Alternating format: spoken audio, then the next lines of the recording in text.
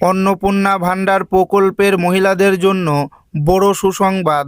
August মাসের অন্নপূর্ণা ভান্ডার প্রকল্পের ৩,০০০ টাকা দেবার ফাইনাল তারিখ ঘোষণা করা হলো। আপনারা জানেন যে পশ্চিমবঙ্গের মহিলারা অন্নপূর্ণা ভান্ডার প্রকল্পের ৩,০০০ টাকা করে অ্যাকাউন্টে পাচ্ছেন। কোটি কোটি মহিলারা এই প্রকল্পের সুবিধা পাচ্ছেন। ইতিমধ্যেই জুন জুলাই ২ মাসে ৬,০০০ টাকা পেয়েছেন মহিলারা। যারা টাকা পাচ্ছেন তারা অপেক্ষা করছেন আগস্ট মাসের টাকা কবে আসবে, আগস্ট মাসের টাকা কাদের দেওয়া হবে ঘোষণা করল রাজ্য সরকার।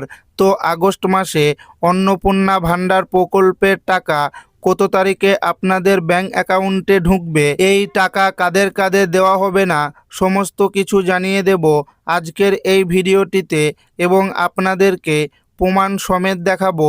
তাই ভিডিওটি প্রথম থেকে শেষ পর্যন্ত দেখবেন এবং আপনি কোন জেলা থেকে দেখছেন অবশ্যই কমেন্টে লিখে জানাবেন। আগস্টের এই তারিখেই ঢুকবে অন্নপূর্ণা ভান্ডারের টাকা। যাদের ঢুকবে না কি করবেন? জুলাই মাস শেষের পথে আসছে আগস্ট, ঠিক তার আগেই অন্নপূর্ণা যোজনায় অ্যাপ্লাই করে যারা এখনও টাকা পাননি তাদের মনে জমা হচ্ছে একটাই প্রশ্ন। তারা জানতে চাইছেন আগস্ট মাসে তারা কি অন্নপূর্ণা ভান্ডার ৩,০০০ টাকা তারা পাবেন, নাকি আবার তাদের নিরাশ হতে হবে? আর সেই উত্তরটা ইতিমধ্যেই দিয়ে দিয়েছেন প্রশাসন। তারা জানিয়ে দিয়েছে যারা অন্নপূর্ণা যোজনার টাকা পাওয়ার যোগ্য তারা নিশ্চিতভাবে ৩,০০০ টাকা পাবেন।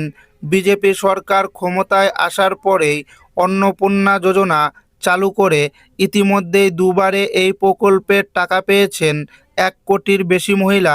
আবার লক্ষ লক্ষ মহিলা যোগ্য হয়েও টাকা পাননি বলে অভিযোগ।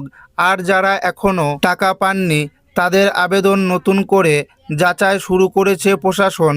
এসব ক্ষেত্রে আবেদনের স্ট্যাটাস আন্ডার ইনকোয়ারি দেখাচ্ছে। আন্ডার ইনকোয়ারিতে থাকা মহিলাদের তথ্যর ভেরিফিকেশন চলছে। অনেক ক্ষেত্রেই বাড়ি বাড়ি যাচ্ছেন সরকারি কর্মীরা, তারা বাড়ি গিয়ে সব দিক খতিয়ে দেখছেন, পাশাপাশি নথিপত্র আবার নতুন করে চেক করছেন।